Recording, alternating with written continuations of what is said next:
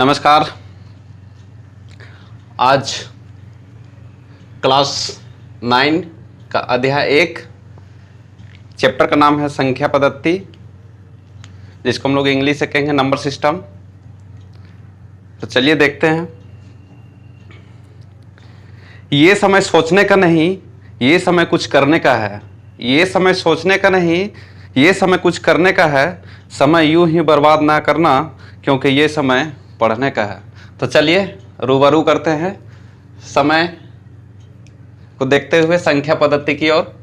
तो दोस्तों, मैं बता देना चाहता हूं कि कक्षा 9 की अध्याय पहला में संख्या पद्धति में विभिन्न संख्याओं को विश्लेषण करने का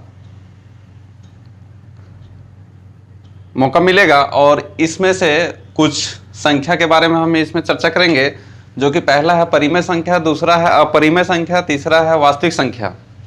ठीक है, तो ये तीनों संख्या मिलके एक संख्या पद्धति यानी नंबर सिस्टम को किस तरह से जानकारी लेना है उसके बारे में विश्लेषण किया है इस चैप्टर में। ठीक है, तो मैं बता देना चाहता हूं कि परिमेय संख्या होती क्या है।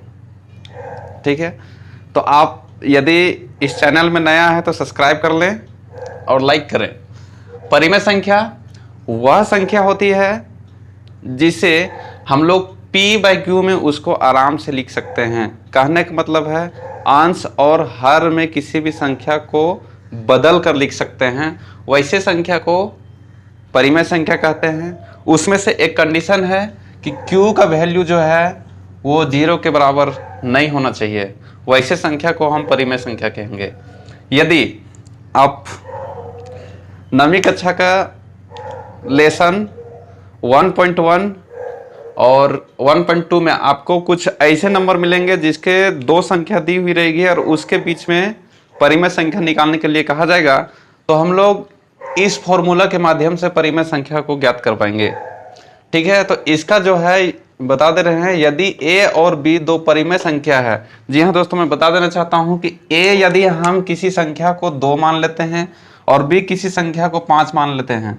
ठीक है, तो यदि इन दो परिमेय संख्याओं के बीच में अगर किसी परिमेय संख्या को ज्ञात करने के लिए अगर बोला जाएगा, तो हम लोग इस फॉर्मूला को यूज करेंगे, जो फॉर्मूला आपका आएगा a + b / 2। तो ऐसे संख्या से हम लोग 2 और 5 के बीच में परिमेय संख्याओं को आसान से ज्ञात कर सकेंगे। अपरिमेय संख्या वैसे संख्या को कहते हैं जिसे p/q में व्यक्त नहीं की जा सकती है। जी हाँ दोस्तों, अंश और हर में हम किसी भी तरह से उसको निरूपित नहीं कर सकते हैं, वैसे संख्या को अपरिमेय संख्या कहते हैं। अपरिमेय संख्या में भी p और q पूर्णांक होती है, और जिसमें से q का वैल्यू जो है वो 0 के बराबर नहीं होता है। और अपरिमेय संख्या अपरिमित रूप से अनेक होती है। तो अपरिमेय संख्या का हम जस्ट 2 उदाहरण लिए हुए हैं यहाँ पे। ठीक है, तो ये सारे हम रूट में जितने भी संख्या आपको मिलेंगे ये आपके अपरिमेय संख्या के श्रेणी में आती है, और इसका जो अगर हम लोग वैल्यू निकालते हैं तो दशमलव में आता है, जो कि पूर्ण रूप से ये डिवाइडेड नहीं होने के कारण इसको अपरिमेय संख्या के रूप में जाना जाता है। और पाई भी एक अपरिमेय संख्या है। आपको विश्लेषण में लेसन में आपको मिलेंगे 1 या 1.2 में, तो उसमें हम चर्चा करेंगे इस विषय पे कि आखिर अपरिमेय संख्या को श्रेणी में किस लिए और परिमेय संख्या में उसमें वर्गीकरण करने के लिए हमको मिलेगा। तो हम लोग आराम से इस टाइप का जितना भी क्वेश्चन मिलेंगे सब हम लोग अपरिमेय संख्या में डालेंगे, और इस तरह का जो क्वेश्चन मिलेंगे वैसे हम लोग परिमेय संख्या में डालेंगे। ठीक है, वास्तविक संख्या ऐसे संख्या को कहते हैं जिसमें परिमेय संख्या और अपरिमेय संख्या दोनों का विश्लेषण किया गया हो, और अपरिमेय संख्या और परिमेय संख्याओं का संग्रह जो यानी दोनों को मिला हुआ होता है उसी को हम लोग वास्तविक संख्या कहते हैं। यदि वास्तविक संख्या का समूच भी उसे कहा जा सकता है। ठीक है, और ये जो है वास्तविक संख्या को इंग्लिश से हम लोग रियल नंबर कहते हैं, और इसे बड़ा R से सूचित किया जाता है। ठीक है, अगर समय पद्धति संख्या पद्धति में आपको जहां भी बड़ा R रिप्रेजेंट करता है तो हम लोग समझ जाएंगे कि वहां रियल नंबर यानी वास्तविक संख्या के बारे में चर्चा की गई है। और परिमेय संख्या को बड़ा Q में हम लोग उसको प्रदर्शित करते हैं। धन्यवाद।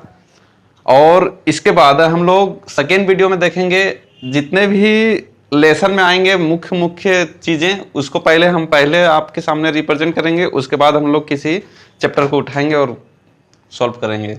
धन्यवाद।